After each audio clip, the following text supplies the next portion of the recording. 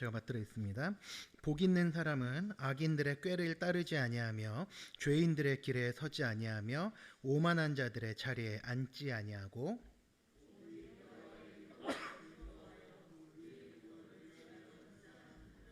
그는 시냇가에 심은 나무가 철을 따라 열매를 맺으며 그 잎사귀가 마르지 아니함 같으니 그가 하는 모든 일이 다 형통하리로다. 악인들은 그렇지 아니하며 오직 바람에 나는 겨와 같도다. 그러므로 악인들은 심판에 견디지 못하며 죄인들이 의인들의 모임에 들지 못하리로다. 무릇 의인들의 길은 여호와께서 인정하시나 악인들의 길은 망하리로다. 아멘. 네, 앞서 말씀드린 것처럼 우리가 지금 2주 동안 구약 성경의 큰 그림을 그리고 있는 중입니다. 성경을 읽는 방법이 참 여러 가지가 있죠. 그런데 그 중에서도 우리가 지금 3주째 오늘까지 하고 있는 것은 그리스도 중심 성경 읽기라고 하는 좀 독특한 방법을 좀 사용하고 있다고 말씀을 드렸습니다. 네, 그냥 넘어갈 수가 없겠죠. 그래서 간단하게 2주 했던 내용을 좀 정리를 했습니다.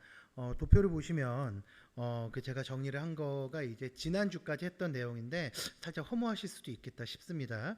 간단하게 요약이 됐는데 일단 전제 조건이 모든 성경은 그리스도를 드러내고 있다라는 것입니다. 모든 성경은 누구요? 그리스도를 드러내고 있다라는 것이 일단 전제 조건인데 구약 성경은 하나님께서 자기 백성들을 구원하시려는 내용을 담고 있는 책이라는 것을 기억하실 필요가 있습니다. 특별히 이 구약 성경에서 하나님께서 자기 백성들을 구원하시려고 어떤 방법을 사용하시느냐, 언약을 맺으시고 그것을 점점 발전시키시는 것을 반복적으로 보여주고 있는데, 그러면 이스라엘은 하나님과 어떤 관계로 맺어졌느냐, 언약 관계로 맺어졌다라고 보실 수 있습니다. 이게 사실은 언약이라고도 하고 이게 계약이라는 표현을 쓰기도 합니다. 그런데 계약이라 그러면 뭔가 하나님과 뭐 갑과 을의 관계로 나뉘어진 좀 뭐랄까요? 좀 부정적인 뉘앙스가 좀 있을 수도 있고, 언약이라는 표현이 가지고 있는 의미가 그 계약이란 단어보다 조금 더 좀 깊은 의미가 좀 있기 때문에 언약이라는 그 단어를 좀 많이 씁니다. 네, 어쨌든 이스라엘은 하나님과 언약 관계로 묶여 있는데 이 율법을 하나님께서 이제 이스라엘 백성들에게 수여를 하시죠. 시내산에서. 그래서 율법을 받게 됐는데 그 율법의 구조가 어떻다고 그랬느냐? 순종할 때 하나님께서는 복과 은혜를 주시지만 불순종을 하게 될 경우에는 저주와 심판이 임한다라는 것을 확인할 수 있었습니다. 이스라엘이 결국은 포로가 돼서 북이스라엘은 흩어지고요. 남한국은 이제 바벨론의 포로로 끌려갔다가 이제 나중에 돌아오죠. 이것은 이 율법을 어겼기 때문에 하나님께서 율법의 저주를 내리셔서 심판을 받아서 포로가 되었고, 그리고 유배 생활을 하게 되었다라는 걸 좀 기억하실 필요가 있습니다. 이스라엘 백성들이 악해서 심판하신 것인데 율법에 의거한 저주였다라는 것을 기억하실 필요가 있고요. 그리고 여기에서 끝나지 않습니다. 여기에서 끝나지 않고요. 포로 생활에서 돌아온 이스라엘에게 하나님께서는 새로운 소망을 불어넣어 주신다까지가 역사서의 내용입니다. 네. 그래서 오늘은 이제 시가서하고 선지서를 좀 살펴보려고 하는데 굉장히 좀 이게 좀 어려운 작업입니다. 이게 분량이 구약 성경의 한 5분의 3 정도가 돼요. 이게 이 시가서하고 선지서를 합친 게 좀 미묘하게 분량이 좀 더 많은데 이거를 30분 40분에 정리하라고 처음에 목사님께 말씀 들어가지고 목사님 그게 가능할까요? 그랬더니 일단 해봐 그러시더라고요. 그래서 참 머리를 진짜 막 쥐어뜯고 싸맸는데 오늘은 그래서 이런 방법을 좀 써야지 되겠다라고 생각을 했습니다. 일단 간단하게 그냥 정리를 했고요. 핵심만 좀 훑어보는데 지난주에는 주마간산이라고 제가 말씀드렸습니다. 말 타고 이제 숲을 보는 건데 오늘은 그 정도도 아니고요. 굳이 비유를 들자면 SRT 타고 지금 서울에서 부산까지 한 번에 내려가신다고 생각을 좀 하셔야 될 것 같아요. 그래서 좀 두서가 좀 없을 수도 있고 너무 간결하기 때문에 그 외의 부분들은 목사님의 지난 설교라든가 이런 걸 통해서 보충하시는 것이 좀 어떨까라는 사족을 좀 붙여보겠습니다. 네, 그러면 이제 시가서부터 우리가 한번 살펴보도록 하겠습니다. 네, 시가서를 일부러 강의 안에 제가 한자로 좀 표시를 했습니다. 시가서는 뭐 딱 보시면 아시겠지만 시시자와 노래가자를 썼죠. 그래서 시가서는 시와 노래의 책이다라고 이해를 하시면 되겠습니다. 시와 노래의 책이라는 뜻이고요. 뒤에서 이제 선지서를 얘기를 하겠습니다만, 선지서는 예언서라고도 부릅니다만 저는 선지서라는 명칭을 조금 더 즐겨 사용합니다. 근데 이 선지서는 선지자들의 글이라는 뜻입니다. 이걸 예언서라고 부른다 그러면 뭐 예언자들의 글이라는 뜻이 되겠죠. 그래서 그렇게 이제 이해를 하시면 큰 줄기는 잡으신 거예요. 큰 줄긴 잡으신 건데, 일단은 시가서를 좀 더 집중해서 보겠습니다. 시가서는 시편이랑 지혜문학으로 나뉘어집니다. 모두 5권의 이제 책이 있죠. 욥기, 시편, 잠언, 전도서, 아가서인데, 이 중에 시편을 제외한 나머지 책은 지혜문학이라고 흔히 분류를 하는데, 이 지혜문학이라는 거는 이제 그 당시에 이 지역, 중동이라고 우리가 흔히 부르는 이 지역에서 그 당시에 좀 유행하던 문학 장르입니다. 그래서 지혜자가 그것을 읽는 사람들에게 여차여차 내 지혜를 나눠줄 테니 새겨서 들어라 라는 식으로 써진 글을 이제 지혜문학이라고 합니다. 그래서 요 형식으로 이제 기록이 됐고요. 분량으로 따지면 뭐 성경 전체를 통틀어서도 시편이 제일 분량이 많죠. 시편이 많고, 그 다음에 이제 욥기서 40장이 넘으니까요. 그리고 잠언, 그 다음에 이제 전도서, 아가서, 요 순서로 되어 있습니다. 요 순서로 돼 있는데요. 이게 이제 시가서의 이제 그냥 분류입니다. 기계적으로 분류를 한 거고요. 어떻게 살아보시니까 참 성도로 살아가는 게 참 순탄하지는 않으시죠? 네. 특별히 이제 우리 그리스도인들 같은 경우에는 이제 믿지 않는 사람들과 좀 다른 어려움들을 항상 안고 살아가는 것 같습니다. 두 가지 어려움으로 저는 생각을 해봤는데요. 하나는 일단 우리 안에 남아있는, 우리는 아직 거듭났지만 완전해지지는 않은 상태이죠. 그래서 성화, 거룩하여져 간다라는 거니까 이걸 뒤집어서 얘기하면 아직도 100% 완전해지진 않았다는 뜻이에요. 그렇죠? 그렇기 때문에 우리 성도들은 하나님 앞에 서는 그 순간까지 아직도 우리 안에 남아있는 죄악과 계속해서 싸워야 됩니다. 그래서 그리스도인의 삶이 어려운 거죠. 살아가기에. 그리고 다른 하나는요, 이 하늘 소망을 품고 이 땅을 살아가는 이 성도들의 인생이 아무래도 순탄하지 않을 수밖에 없다라는 것입니다. 방금 전 제가 사용한 표현인데, 성도는 이제 순례의 길을 걸어가는 인생인데, 우리 신앙의 선배들이 이제 본향을 향하여서 간다라는 표현을 많이 사용했죠.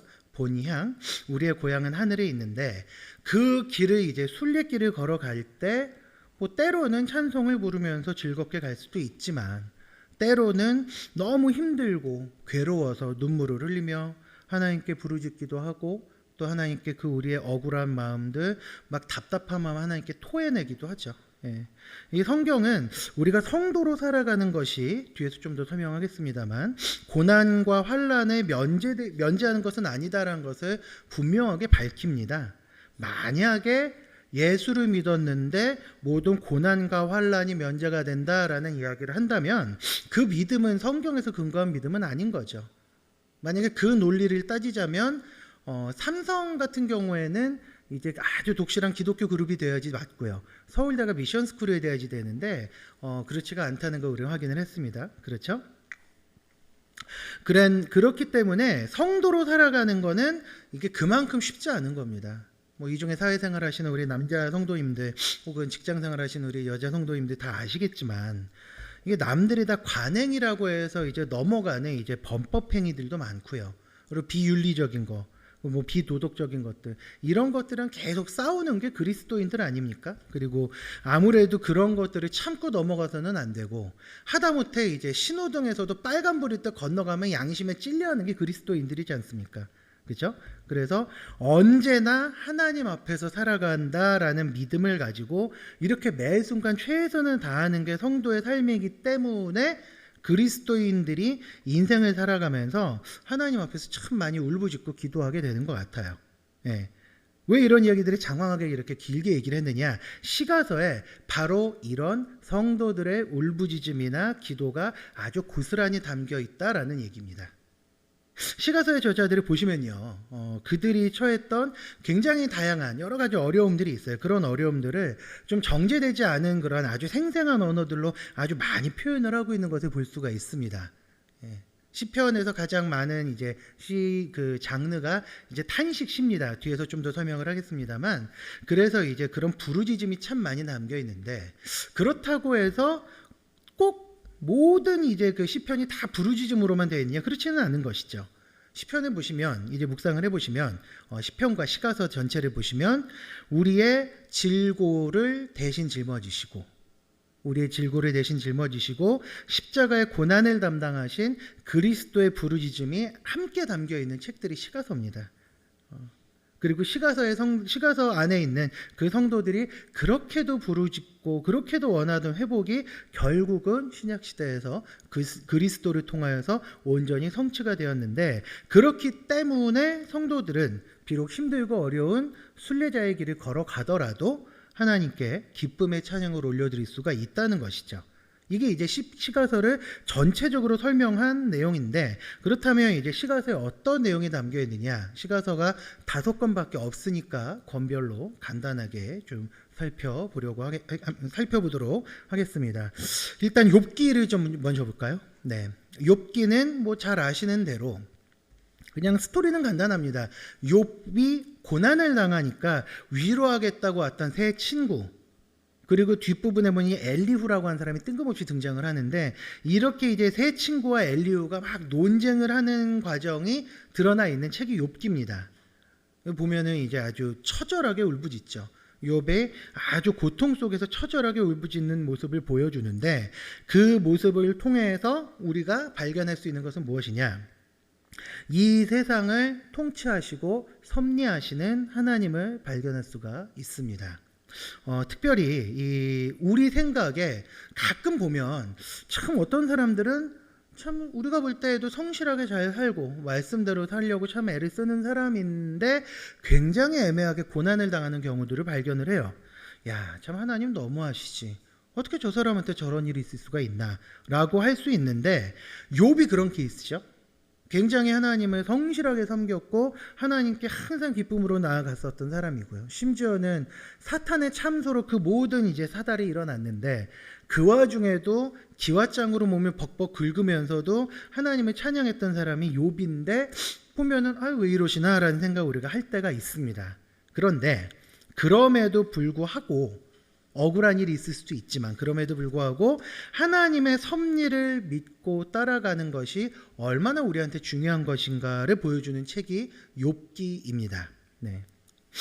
무엇보다도 이제 욥기를 보시면 욥이 애매한 고난을 당하고 그 다음에 중간에 보면 자기의 억울함을 막 토로하는 그런 모습들이 참 많이 나와요. 그런데 무엇보다 이 욥기를 읽으면은 우리 죄로 인해서 안 그러셔도 되는데 우리 대신에 끔찍한 십자가 형벌을 감당을 하셨던, 그리고 그 와중에도 참 내가 저것들 때문에 라는 얘기 한마디 안 하시고 불평불만 없이 오히려 십자가에서도 우리를 변호하셨던 그리스도의 모습이 욥기에 드러납니다. 그래서 욥기를 읽으면 욥은 비록 억울한 일을 당했을 때 하나님께 억울함을 토로하기도 하고, 또 이 친구들은 위로한답시고 막 욥에게 어떻게 보면 상처에 소금을 치는 것처럼 막 아픈 말을 내뱉지만, 우리 하나님, 우리 그리스도께서는 오히려 우리를 변호하시고 우리를 품어주시고 우리를 끝까지 변호하시면서 십자가에서 그 모든 고난을 다 감당하셨다라는 그리스도를 발견할 수 있게 하는 것입니다. 이게 욥기에서 발견한 그리스도인데, 아마 어떤 분들은 제가 이렇게 설명을 하면 에이 갖다 붙였지라고 생각하실 수도 있어요. 그런데 그리스도께서 이런 식으로 욥기에서 드러난다는 것을 읽어보시면 확인하실 수가 있을 것입니다. 그래서 결론은 읽으시라는 겁니다. 네. 자, 그럼 시편을 보도록 하겠습니다. 시편인데요, 시편의 주제는 굉장히 다양합니다. 이게 150편이나 되기 때문에 시편은 한마디로 뭐라고 이렇게 딱 요약해서 시편은 이겁니다라고 하기에는 좀 못합니다. 좀 어려운 면이 있는데, 어쨌든 시편은 철저하게 하나님께 그 초점을 맞추고 있는 책이라고 할 수가 있습니다. 일단은 시편에 보시면 이 만물이 죄로 인해서 어그러졌고, 그것으로 말미암아 굉장히 그 시인들이 다양한 고통을 겪고 있다는 게 이렇게 생생하게 발견이 됩니다. 웨스트민스터 신학교의 이제 그 구약학 교수 이안 더기드 교수님이 그래서 이 시편을 크게 세 종류로 이렇게 나눠서 설명을 하세요. 이게 그 시편 연구자들마다 굉장히 시편을 다양한 주제로 설명을 합니다. 그래서 뭐 우리 신대원에서 제가 공부할 때 무슨 뭐 제왕시, 무슨 뭐 탄식시, 뭐 여러 가지 이름을 붙였는데 저는 이 이안 더기드 교수님의 요 분류가 제일 그냥 무난하고 깔끔하더라고요. 세 가지인데 일단은 이 세 가지를 뭐라고 얘기했느냐? 탄식시, 프린트를 보시면 있습니다. 인정시, 그리고 묘사적 찬양시 이렇게 세 가지로 분류를 나눠서 하고 있습니다. 탄식시, 인정시, 묘사적 찬양시. 뭔 소리인지 모르시겠죠? 설명을 좀 드리겠습니다. 탄식시는 말 그대로 탄식하는 겁니다. 그러니까 이 세상은 비정상으로 돌아가요. 하나님께서 창조하셨던 그 모습 그대로가 아닙니다. 하나님께서는 세상을 흠없이 완벽하게 창조를 하셨는데 이 세상에 죄악이 들어오면서 어그러졌어요. 이제 그게 비정상입니다. 비정상. 그 비정상 때문에 이제 세상에서 절망적인 상황에 그 시인이 빠진 거예요. 그런 상황에서 자신을 바라보면서 하나님 건져 주십시오, 하나님 구원해 주십시오라고 하면서 아이고 하고 탄식하는 시가 탄식시입니다. 그러니까 무슨 말인지 모르겠다 그런데 시편을 읽었는데 대충 보니까 이 사람이 힘들어 보인다 그러면 탄식시예요. 예. 간단합니다. 이 사람이 되게 힘들어 보인다 시편에서 뭐 하나님 나를 건지소서 살리소서 하면은 탄식시입니다. 예. 그리고 이게 시편에서 가장 비중을 많이 차지합니다. 네. 두 번째가 이제 인정시인데 이 인정시는 무엇이냐? 이 탄식시하고 조금 다릅니다. 이게 인정시랑 묘사적 찬양시가 비슷한데 약간 다릅니다. 설명을 드리자면 이 인정시라는 거는 뭐냐? 시인이 뭔가 마음에 품고 있는 소원이 있습니다. 하나님 하나님의 얼굴을 구합니다. 아니면 갈급합니다라고 뭔가 막 그 좀 뭐랄까요? 좀 이렇게 간구했던 소망이 있는데 하나님께서 거기에 대해서 개별적으로 뭔가 기도 응답을 주셨어요. 아니면 하나님께서 시인의 삶에 굉장히 뭔가 구체적으로 역사를 하셔서 아주 은혜를 베푸셨어요. 거기에 대해서 초점을 맞춘 게 인정시입니다. 아이고 하나님 세상에 이렇게 감사할 때가 이런 이제 감탄이 나온다 그러면 인정시입니다. 그런데 이거는 좀 개인적인 내용이 좀 많습니다. 뭐 다윗의 시를 예로 들면은 뭐 이렇게 대적들을 막 피해서 다닌다 하나님께서 구원을 주셨다 이런 식으로 구체적으로 담겨 있으면 인정시입니다. 하나님께서 나를 건져 주셨다는 걸 인정하는 거예요. 쉽게 설명을 드리자면 이런데 이제 그 사적이지만 공적인 자리에 이제 공적인 시인데 묘사적 찬양시가 비슷하다 그랬죠. 묘사적 찬양시도 찬양을 합니다. 하나님의 신실하심, 그 다음에 하나님의 언약의 존귀함, 그 다음에 하나님의 성품에 대해서 막 찬양을 해요. 찬양을 하는데 이 인정시가 좀 개인적인 면, 사적인 면이 강했다면 이 묘사적 찬양시는 조금 더 공적인 시인 거죠. 우리가 대표적으로 이제 뭐 그 감사절 때 많이 읽는 시 있죠. 저는 이게 숫자를 잘 기억을 못해가지고 이게 130 몇 편 언저리에 있는 시입니다. 근데 거기 보면은 하늘의 여호와께 감사하라 그 인자하심이 영원하미로다 쭉 나오죠. 이런 식으로 그 하나님께서 하신 일을 보편적으로 찬양하는 시가 묘사적 찬양시다라고 할 수 있는데 이렇게 해서 시편을 이안 더기드 교수님은 세 개로 이렇게 쪼개서 나눕니다. 간편하죠? 간단하고. 좀 다른 용어로 설명을 드릴게요. 좀 전에 제가 탄식시라는 분야를 얘기를 하면서 비정상이라는 용어를 사용했습니다. 이 시편에 이제 세 가지가 나와요. 정상, 비정상, 재조정. 세 가지입니다. 정상, 비정상, 재조정인데 하나님께서는 선하신 분이기 때문에 하나님께서 하시는 모든 일이 하나님께서 하시는 모든 섭리하심이 선하고 아름답습니다. 이게 정상이에요. 묘사적 찬양시는 이런 정상적인 상태를 노래를 하는 겁니다. 그리고 아까 말씀드린 대로 탄식시가 있습니다. 탄식시. 하나님 제가 지금 많이 힘듭니다. 어렵습니다. 라고 탄식을 하는 거는 무슨 얘기냐? 세상이 비정상이란 얘기예요.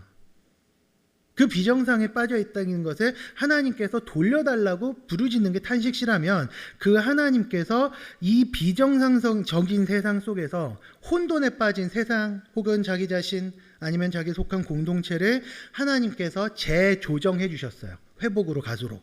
그렇게 해서 노래한 게 인정시라는 거죠. 그래서 정상과 비정상과 재조정이라는 이 세 가지 개념이 나오는 건데 우리의 삶으로 이걸 한번 적용을 해볼까요?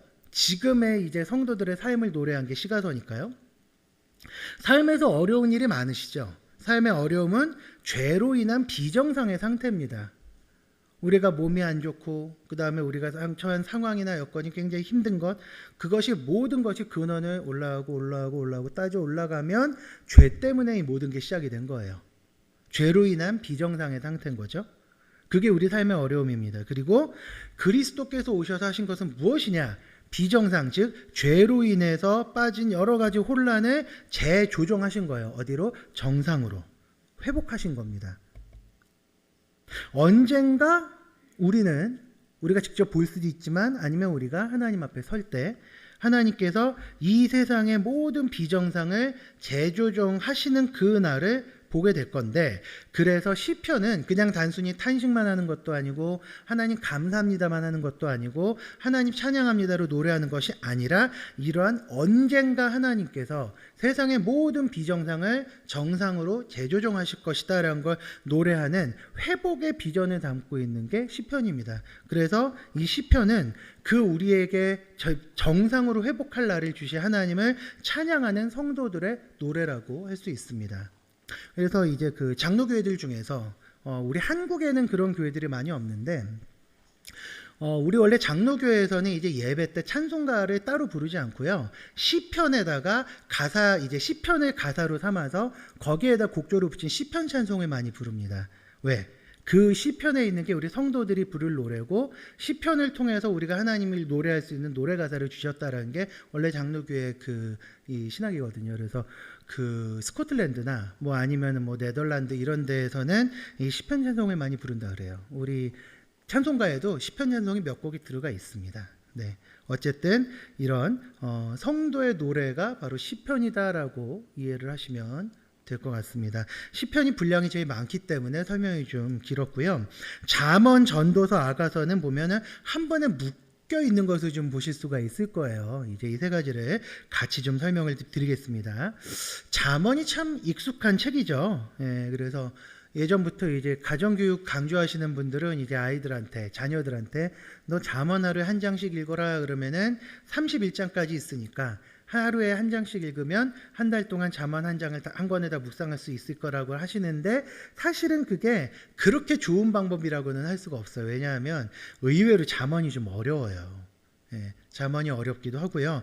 이게 옛날 말로 써져 있기 때문에 요즘 어린아이들이 잠언을 읽으면요 무슨 소리인지 해석을 못합니다. 혹시 이거 모르시는 분들은 없겠죠. 사흘이 며칠이죠? 3일이죠, 3일. 예, 그럼 나흘은요? 4일이죠. 요즘 애들한테 사흘이라 그러면요, 이게 사흘의 사자가 숫자 4인 줄 알고 4일이라 그래요. 이해가 안 되시죠? 요즘 우리 그 친구들이 어휘력이 좀 많이 떨어집니다. 예, 그래가지고 옛날에는 어려운 한자어 같은 거를 방송에서 들었다 그러면은 실시간 검색어로 그게 떠요. 뭔지 몰라서. 예, 그런 시대에 잠언을 읽으라 그러면요 아마 더 힘들어 할 거예요. 근데 이런 기계적인 번역의 어려움뿐만이 아니라 잠언이 왜 어렵냐, 우리가 그 잠언의 말씀을 상황에 맞게 해석을 할 필요가 있기 때문에 그렇습니다. 상황에 맞게 해석을 해야지 되는데, 이거는 제가 일부러 자막을 준비를 안 했거든요. 성경 한번 찾아보시라고. 잠언 26장 한번 찾아보세요. 잠언 26장을 한번 펴셔서 잠언 26장 4절과 5절 말씀을 한번 보시면 아주 재미있는 걸 발견하실 수 있습니다. 잠언 26장 4절과 5절 말씀입니다. 이거는 제가 읽어드릴게요. 잠언 26장 4절과 5절입니다.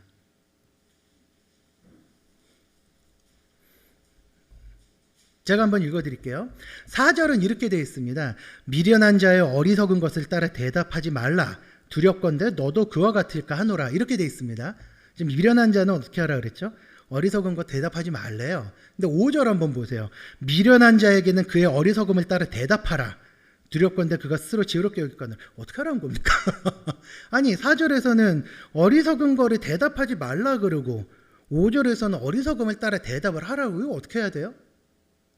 어떻게 해야 됩니까? 이게 예전에 제가 말씀드렸던 것처럼 성경 잘못 해석하시는 분들은 딱 펴놓고서 읽어가지고 딱 펴놓고서 이제 무슨 점 보듯이 성경 있는 분들 계시다 그랬잖아요.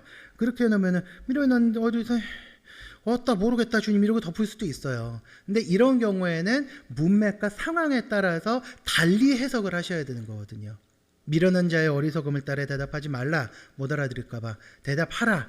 알아들을까봐 이거 대조하는 거기 때문에 이런 거를 해석하는 지혜가 좀 많이 필요해서 그냥 무조건 하루에 한 장씩 읽어라고 하기에는 쉽지 않은 책입니다. 네. 거기에다가 잠언의 내용들이 보면은 우리가 이렇게 듣고서 참 지혜로운 것들이 많아요. 학교에서 제가 무슨 일이 있었냐면 한번 학년부장 선생님이 저한테 이제 얘기를 하시더라고요. 목사님 성경 구절 몇 개 한번 좀 뽑아주세요. 그래서 용도는 뭔가요? 그랬더니 애들 자습실에 요즘 야자라 그래요. 야간 자율학습. 거기 이제 자습실에 애들이 이렇게 보면서 기왕에 기독교 학교니까 좀 이렇게 좀 읽고서 이렇게 도전받을 성경 구절이 좀 있었으면 좋겠다. 그래서 제가 장난으로 좀 더 자자 좀 더 눕자 하면 내 궁핍이 강도 같이리라 이런 거 줄까 그랬더니 너무 좋아하시더라고요. 그런 거는 일반 사람들이 들어도 뭐 눈에 번쩍 띄잖아요. 뭐 게으른 자여 뭐 개미에게 가서 배워라 이러는데 또 거기에 보면은 이런 사람들이 이해하지 못하는 내용들도 있고 좀 여러 가지가 좀 다양하죠. 이게 잠언에 있는 내용을요, 이게 좀 어려운 말로 도덕주의적이라 그러는데 기계적으로 거기 있는 내용을 안 지키면 너는 망할 거야 라는 식으로 하면은 좀 힘듭니다. 그 가르침대로 삶에 적용하고 살아가는 것도 굉장히 귀한 일이고 좋은 일이기는 한데 만약에 그거를 못 지킨다 그러면 이게 또 죄책감을 가질 수가 있어요. 이 죄책감이란 게 사실 하나님의 성령께서 주시는 건 아니라고 생각을 합니다. 그렇다면 어떻게 해야 되느냐? 이 말씀을 그냥 그렇게 바라보면서 우리가 갈라디아서에 나오는 몽학 선생의 인도를 따르는 것이 아니라 대학생들에게 유치원 선생님이 준비됐나요? 하지 않잖아요. 대학 교수들이 가르치죠. 그런 것처럼 율법 자체가 아니라 그리스도께서 이 가르침을 과연 어떻게 해석을 하셨을까까지 나아가야 되는 거죠. 우리는 이제 우리와 같은 자리에서 우리 지혜의 삶을 완벽하게 살아내신 참 하나님이시지만 또한 참 사람이신 예수 그리스도가 계시죠. 그렇기 때문에 우리가 거기에 있는 걸 모든 걸 다 지키지 못할지라도 우리의 지식의 근본은 여호와를 경외하는 법이니 여호와 하나님을 경외하고 그리스도를 따라 살아라는 그 가장 중요한 가르침을 가르치는 책이 잠언이라는 것을 이해하고 그렇게 하면서 잠언을 읽는 훈련을 해야지 됩니다. 그래서 잠언이 그렇게 쉬운 책은 아니에요. 네. 그리고 전도서와 아가서도 마찬가지입니다. 일단 전도서를 보시면 처음에는 좀 그렇습니다. 뭐 헛되고 헛되니 모든 것이 헛되다라면서 계속 헛되다 그래요. 그래서 어떤 사람들은 이 전도서를 읽으면 다 필요 없다, 허무하다, 지나갈 것이다 라면서 세상이 헛되니까 이 풍진 세상을 만났으니 다 때려치고 기도원에나 들어갑시다로 끝낼 수도 있다라고 오해할 수 있는데 전도서는 이 세상이 죄로 인해서 저주를 받고 타락했다는 것도 가르치는데 한편으로는 그 세상에서도 기쁨과 만족을 찾아라라는 내용도 권하고 있는 책이에요. 그리고 그 중에서 우리의 최고의 만족은 누가 주시느냐? 하나님께서만 주실 수 있다라는 걸 얘기를 하기 때문에 그냥 사는 게 허무해라는 책은 아니라는 거죠. 이게 전도서고요. 그리고 아가서 같은 경우에는 조금 어렵습니다. 이게 유대인들 같은 경우에는 아가서를 성인이 되기 전까지 읽히지 않게 했대요. 왜냐하면 좀 노골적인 묘사들이 좀 많이 나오거든요. 근데 이 아가서는 우리 그 부부의 사랑, 하나님께서 허락하신 가정의 그 사랑이 얼마나 아름다운 것인지도 보여주지만 동시에 하나님께서 교회를 어떻게 사랑하시는지를 비유적으로 보여주는 책이기도 합니다. 그렇기 때문에 아가서를 읽어보시면 우리의 영원한 구주가 되시고 지금도 우리를 짝사랑하듯이 계속해서 바라보시는 우리의 최고의 신랑 그리스도끼리 인도하는 책이란 것을 이해하고 그 책의 내용을 보실 필요가 있습니다. 여기까지가 시가서입니다. 네. 그리고 이제 선지서를 좀 정리를 해보도록 할 텐데 선지서는요. 17권이기 때문에 이렇게 하나하나 정리를 해도 한 4시쯤 돼야 끝납니다. 그리고 그렇게 되면 오늘 제가 원망을 많이 듣습니다. 네, 오늘 교사총회도 있고 하기 때문에 이 선지서는 말 그대로 그냥 큰 틀로만 좀 정리를 좀 해볼까 합니다. 일단 선지서를 살펴보기 전에 우리가 한 가지 알아두어야 할 것이 있는데 선지서를 예언서라고도 했죠. 또 우리 담임 목사님께서는 예언서라는 표현으로 많이 사용하시는데 뭐 우리 성도님들 중에 이걸 혼동하시는 분은 없을 거라고 믿습니다만 성경에서 말씀하시는 예언이 우리가 생각하는 예언이랑 좀 다릅니다. 네. 이게 제가 이제 학교에서 예언 선지자들 얘기를 할 때에는 약간 좀 경망스러운 비유를 좀 써가지고 이거 아니야 얘들아라고 가르쳤었습니다. 어떻게 했었냐면요, 무슨 뭐 서양에서는 뭐 꼭 선지자들이 뭐 이상한 뭐 음침한 두건을 쓰고 뭐 이따만한 구슬 바라고 뭐 그렇더라고요. 그 드라마에서 가끔 보셨죠? 그리고 한국 사람들이 예언 그럼 다들 점집에서 이거 흔드는 무당 생각해요. 근데 성경에서 말하는 예언은 그게 아닙니다. 국어사전에서 말하는 예언이라는 단어는 미래 앞날에 일어날 일을 미리 짐작해서 말한다고 설명을 하는데 성경에서 말씀하는 예언은 앞날에 일어날 일을 선포하는 것까지는 맞는데 그게 아무 말이나 막 던지는 게 아니라 두 가지입니다. 하나님께서 일단 첫 번째로 그 선지자들에게 말씀을 주시거나 아니면은 뭔가 환상을 보여주셔서 너 이거 선포해라 라고 말씀을 하세요. 그거를 말하는 것이고, 아니면 두 번째, 철저하게 언약의 근거에서 이 언약에 있는 대로 너희들이 행하지 않고 있으니 하나님께서 너희들을 심판하실 것이다 라고 심판을 선포를 하거나, 아니면 하나님께서 언약에서 이렇게 말씀하셨으니 이제 이대로 행하고 돌아오라라는 회개를 선포하거나 하는 겁니다. 철저하게 어디에 근거를 했다고요? 언약에 근거를 했다는 거예요. 그게 선지서를 읽으실 때 꼭 염두에 두셔야 하는 내용입니다. 오늘 목사님께서 주보에 실으신 칼럼을 좀 그래서 꼭 읽어보시면 좋겠습니다. 오경의 언약은 앞에서 제가 말씀드렸죠. 순종하면 복, 불순종하면 저주입니다. 이게 이제 그 오경에 나타난 언약인데 선지자들은 제가 좀 전에 말씀드렸죠. 이 율법에 철저하게 근거해서 선포를 했었는데요. 모세가 시내산에서 이 언약을 받고 이스라엘이 하나님 앞에서 언약을 체결을 할 때 하나님과 백성 사이에서 이 언약의 중보자 역할을 감당을 했습니다. 그래서 이 구약 성경을 보시면 선지자들이 이 모세의 뒤에 한 선지자가 올 것이다라는 걸 하나님께서 약속을 하셨고 그 선지자에 대한 비전들이 계속 나오는데 구약 어디에도 보시면요, 모세를 넘거나 아니면 모세처럼 뛰어난 선지자가 없었어요. 신명기 34장을 보시면 뭐라고 되어 있느냐, 그 후에 이스라엘에 모세와 같은 선지자가 일어나지 못했다라고 얘기를 합니다. 그렇다면 이 선지자는 어디서 찾아야 되느냐? 우리의 시선은 당연히 신약으로 갈 수밖에 없습니다. 예수님의 삼중직, 이 왕이시고 제사장이시고 선지자이신 분, 바로 예수님께서 오셔서 드디어 그 한 선지자가 오신 거예요. 그러면서 이 선지자께서 오시면서 이제 실현이 된 건데, 이것이 우리가 선지서를 읽을 때 기본적으로 전제를 깔고 들어가야지 되는 부분들입니다. 이거는 모든 선지서의 공통이기 때문에 그런데, 그렇다면 이제 그 내용을 좀 보겠습니다. 선지서는 크게 어떻게 나누죠? 대선지서, 소선지서. 네, 대선지서는 어떻게 되어 있죠? 이사야, 예레미야, 에가, 에스겔, 다니엘입니다. 5권이에요. 그리고 하박국이 아니죠. 호세아부터 말라기까지의 12권이 소선지서인데 왜 대선지서와 소선지서를 나눴을까요? 이게 뭐 어떤 분들은 분량이 많잖아요. 그렇게 따지면 다니엘이랑 호세아랑 똑같이 12장이거든요. 왜 이 대선지서, 소선지서를 나눴을까요? 예언의 스케일이 커서? 소선지서도 스케일은 꽤 큽니다. 그게 아니라 일단은 분량 위주로 대선지서로 간 것도 맞기는 한데요. 히브리 성경을 보시면 대선지서는 책이 다 따로 나뉘어져 있습니다. 이사야, 예레미야, 에가, 에스겔, 다니엘이고, 소선지서라고 하는 12권은요 두루마리 하나에 두루룩 묶여가지고 한 권의 선지서예요. 그냥.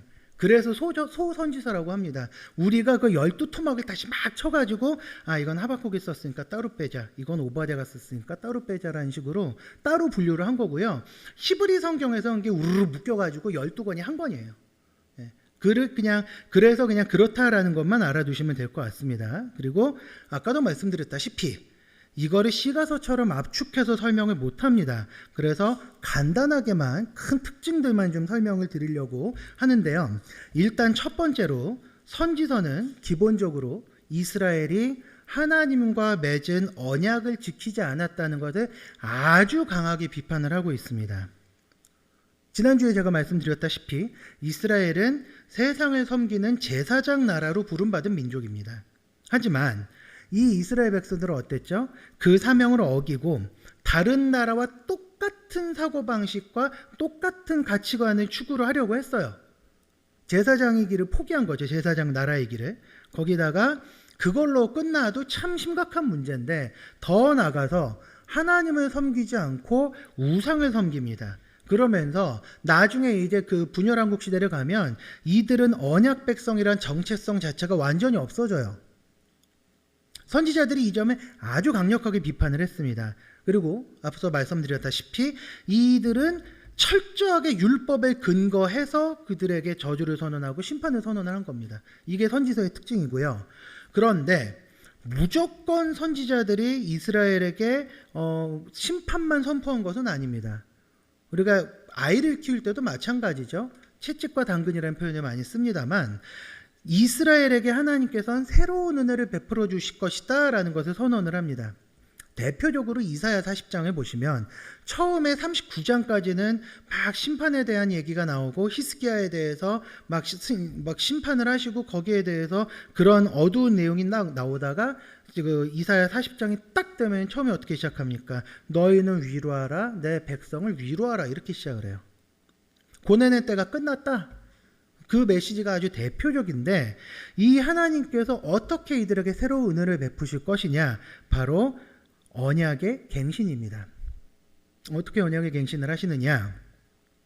마음의 할례를 베푸시겠다는 거예요. 그 전까지는 이스라엘의 자손이라는 거, 언약 백성이라는 걸 몸에 표시를 남겨라라고 해서 남자들은 할례를 받았는데 이제는 그 마음의 할례를 베푸신다는 겁니다. 시내산에서는 돌판에다가 율법을 새겨가지고 주셨지만 그 돌판 깨지면 그만 아니냐. 이제는 돌판이 아니라 너희들의 마음의 은혜를 새겨주겠다. 언약을 새겨주겠다. 너희들 딱딱하게 돌덩이처럼 굳어있지 않느냐. 그 마음을 녹여서 부드러운 마음을 주겠다라고 선언을 하세요. 이런 내용들이 대선지서에 많이 강조가 됩니다. 그리고 수요예배 나오시면 되겠습니다. 네, 요즘 수요예배에서 목사님이 애석해서 강의하시죠. 이제 나오는 부분들이 바로 이 부분들이에요. 네, 어떻게 하나님께서 이제 우리의 마음을 어떻게 부드럽게 하시고 새 마음을 주실 것인지. 네. 세 번째입니다. 그리고 이러한 새로운 언약을 통해서 결국 선지서에서 그리스도가 아주 뚜렷하게 나타납니다. 아마 구약 성경에서 그리스도가 가장 뚜렷하게 나타나는 본문이 있다면 선지서들일 것 같아요. 이 선지자들이 어떻게 예언을 했느냐? 예수님께서는 우리 대신 고난을 당하신 분이시지만 또한 우리를 정결하게 하시는 분이시고요. 우리에게 회복을 가져다 주시는 분이시고요. 우리에게 새로운 은혜를 베푸시는 분이시고요. 세상에 환란이 일어나고 난리가 나더라도 우리에게 최종적이고 완전한 승리를 주시는 분이다라고 선지서들이 묘사를 합니다. 특별히 다니엘서, 에스겔서에 이런 내용들이 아주 두드러지게 나타나요. 이렇게 선지서를 보시면 심판과 회개를 촉구하는 것도 확실하게 있지만 그리스도께서 은혜를 주실 것이다라는 것을 묘사하고요. 그리고 그 심판을 받은 저주 아래 놓인 이스라엘에게 하나님께서 새로운 은혜를 주실 것이다라는 걸 풍성하게 드러내고 있습니다. 이게 선지서인데 일반적으로 안타까운 게 한국교회에서 선지서 설교를 잘 안 합니다. 껄끄러운 내용들이 참 많거든요. 그렇기 때문에 안 하는데 그럼에도 불구하고 우리는 모든 성경을 균형 있게 읽어야 되기 때문에 선지서 독서도 반드시 하셔야 될 것 같습니다. 이렇게 시가서하고 선지서를 보시면 그리스도가 이 책들에 참 온전히 드러난다는 것을 우리가 확인을 했지 않습니까? 그렇다면 이제 들었으니까 살아가야 되잖아요. 어떻게 살아야 될까요? 이걸 가장 잘 보여주는 본문이 시편 1편입니다. 시편 1편이 이제 시편 전체 주제예요. 그렇기도 하고요. 하나님을 말씀대로 살아가는 이들에게 과연 하나님께서 어떤 복을 주시는가를 아주 아름답게 누라고 있는 게 시편 1편인데 1절, 2절, 3절을 우리 한 목소리로 같이 한번 읽어보도록 하겠습니다. 시작! 복 있는 사람은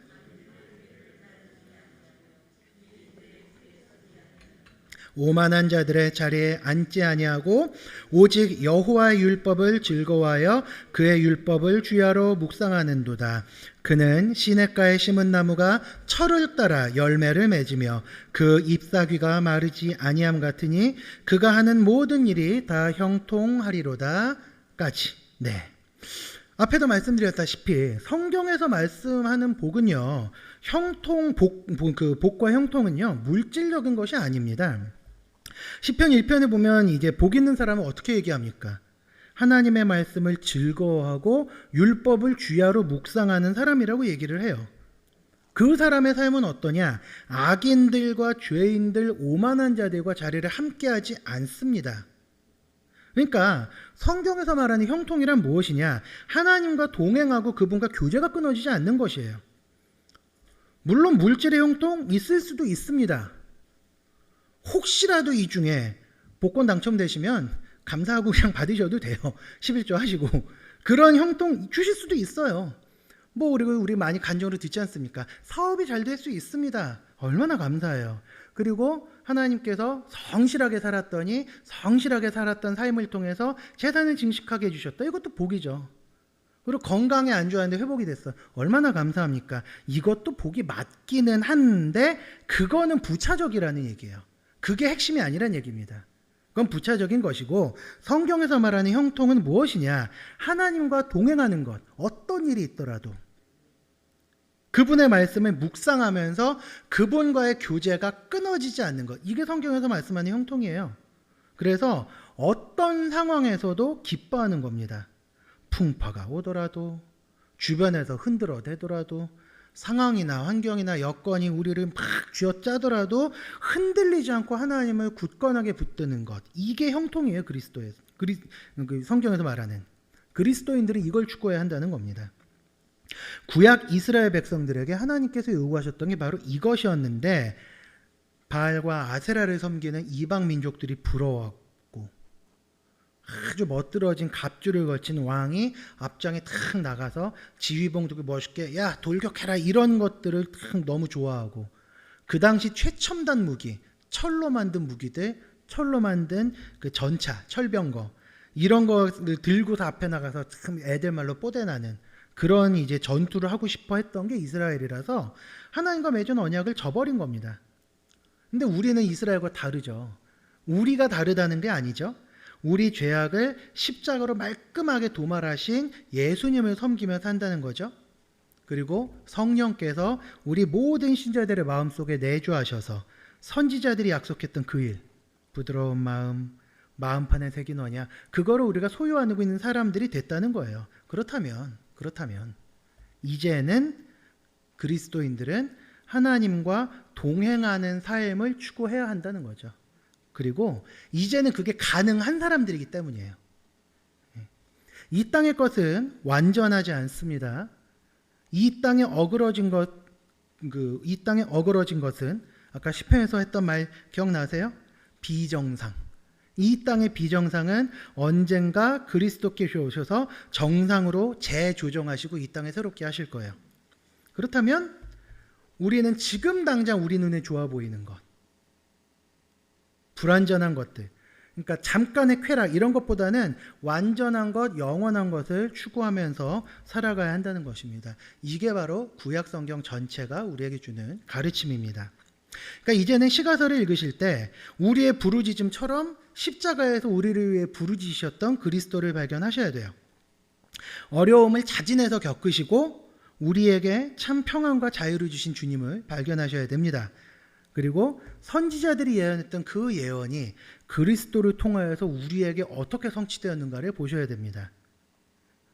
선지자들이 우리에게 하는 경고들을 보시면서 선줄로 생각하는 데는 넘어질까 조심하라는 말씀을 기억하면서 성령님을 더 의지하면서 살아가셔야지 되고요. 그렇게 살아가신다면 그리스도께서 우리 삶의 주인이 되셔서 우리 가운데 역사하실 겁니다.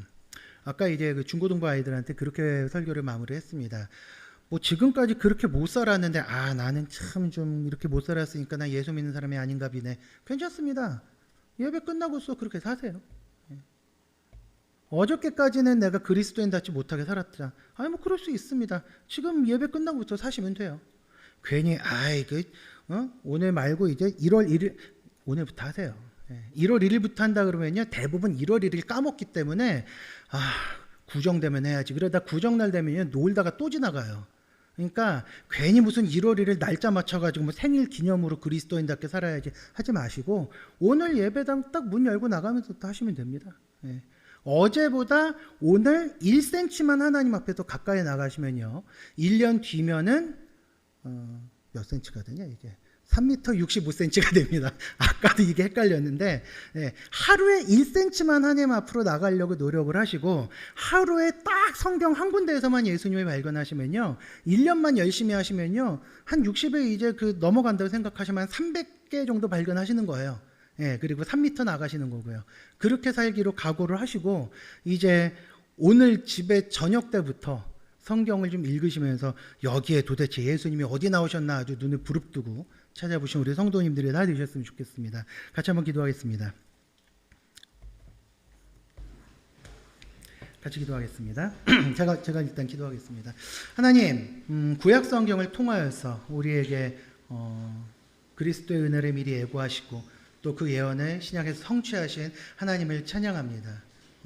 우리의 삶이 비록 지금 죄로 인하여서 비정상 가운데 놓여 있지만 그리스도께서 오셔서 그 모든 것을 정상으로 재조정하신 그 은혜를 찬양합니다. 아버지 하나님, 우리가 살면서 그리스도인답게 살지 못할 때가 참으로 많고 넘어진 구약 성경의 성도들 같은 그 삶을 살 때가 너무나 많지만 그리스도를 의지하면서 매일 하나님께 조금 더 나아가기 위해서 노력하는 저희들 되게 하시고 성도로답게 그리스도인답게 살아갈 수 있도록 매일매일 말씀을 더 가까이 하는 우리 사랑하는 모든 성도님들 될 수 있도록 주께서 인도하시고 함께해 주시옵소서. 함께해 주실 줄 믿사오며 예수님의 이름 받들어 기도 올려옵나이다. 아멘. 계속 이어서 기도하도록 하겠습니다. 첫 번째 기도 제목입니다.